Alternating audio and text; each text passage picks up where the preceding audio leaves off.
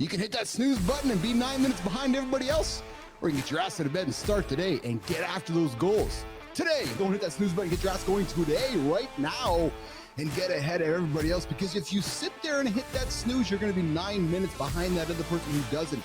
Heart attacks happen more right now than any other time of the year, Christmas and holiday season, so we got a hack that you might want to pay attention to a little bit later on in the show. True story. I had a big fucking run today, a big bike ride. I'm just sweating. My body's still getting my temperature down. When I sold ICUC, Boston was the home of the head office that gave me the paperwork, Johnny, and said, hey, Keith, sign your name on the dotted line to change your life. So I did.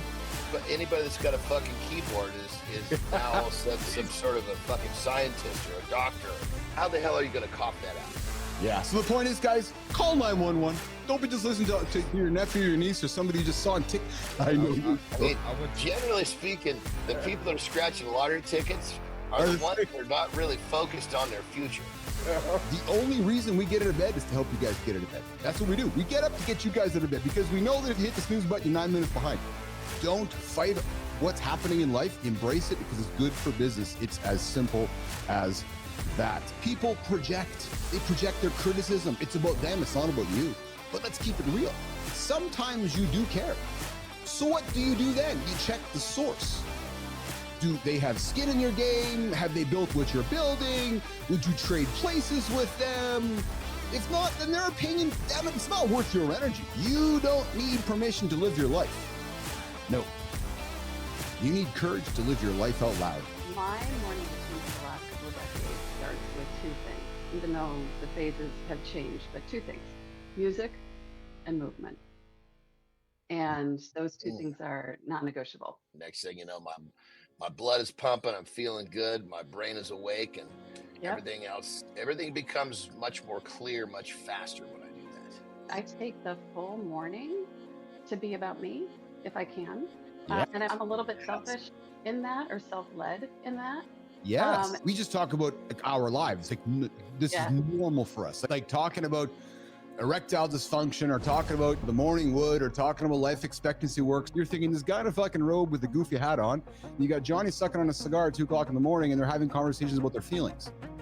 We believe our role is to help those men who want to have conversations like we are having, to perhaps give them the confidence to have that conversation, to put themselves on the table, to invite some vulnerability, and to frankly embrace failure. It's crazy to me how as humans it takes more energy to be negative than positive. Yes. But the negativity is what's there, and that's what draws people.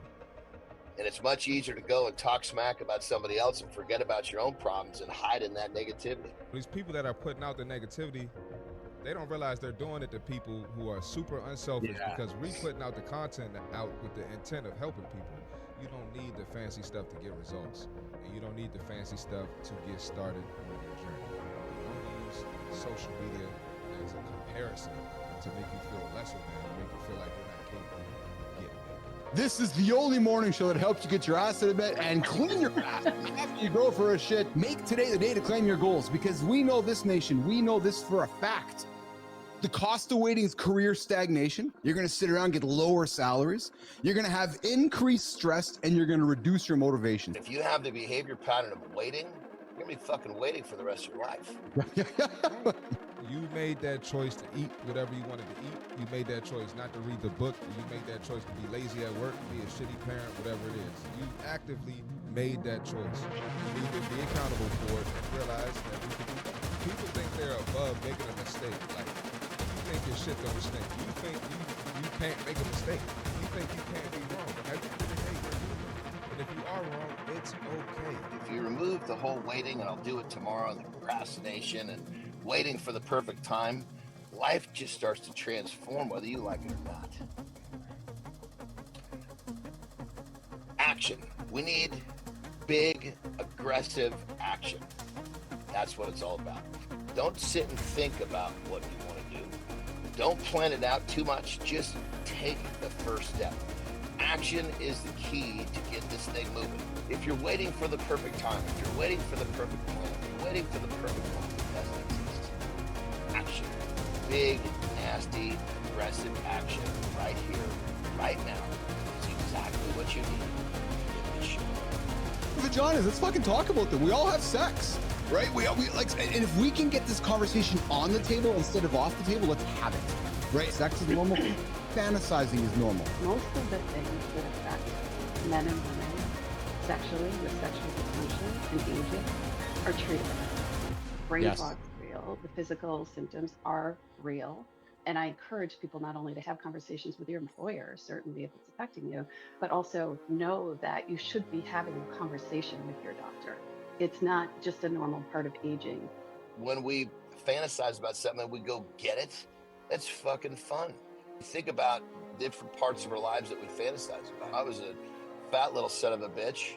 I fantasized about doing the stuff that I did athletically constantly. That's I right. chased it down.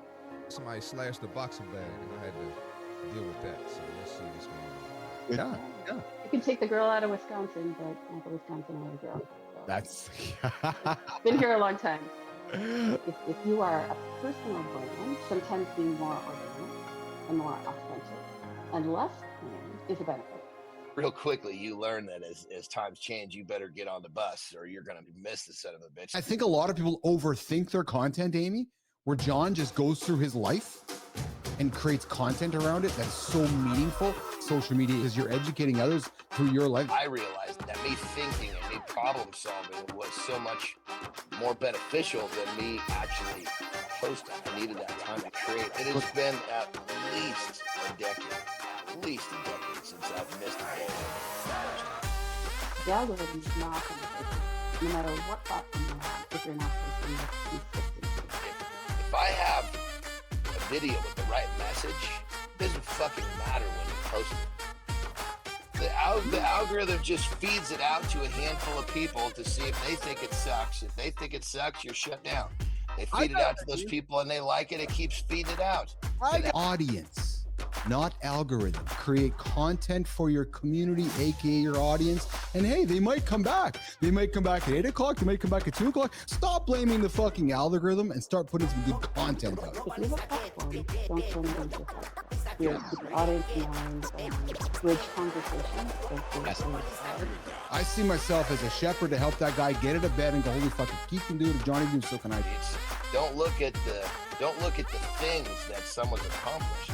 Look at the habits that created the things. Because in many cases, those habits don't exist. They existed because of my work. Build that community through content. And when your audience is ready, they're going to knock on your door to buy from you.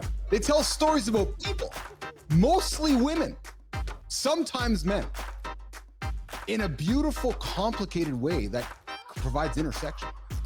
Yeah, she writes about the unspoken way that people avoid sex, religion, politics, sports. And she writes about Boston, her city. And that's the best way. And what I liked about it too, Amy, is you talked about body language in this one too, and how we judge others through body language. She talks about the stuff that others aren't talking about, which is what I took a lot of joy out of having her on the show here today. You know, what I love is I'm really honored. when you're unapologetically yourself, you accept who you are. Talk about whatever the fuck you want. This involves a lot of trust, right? You showed some trust in me. And Yes. I was trusting you coming today, walking around how it was going to go. Let's go fucking own the day. Let's get after it.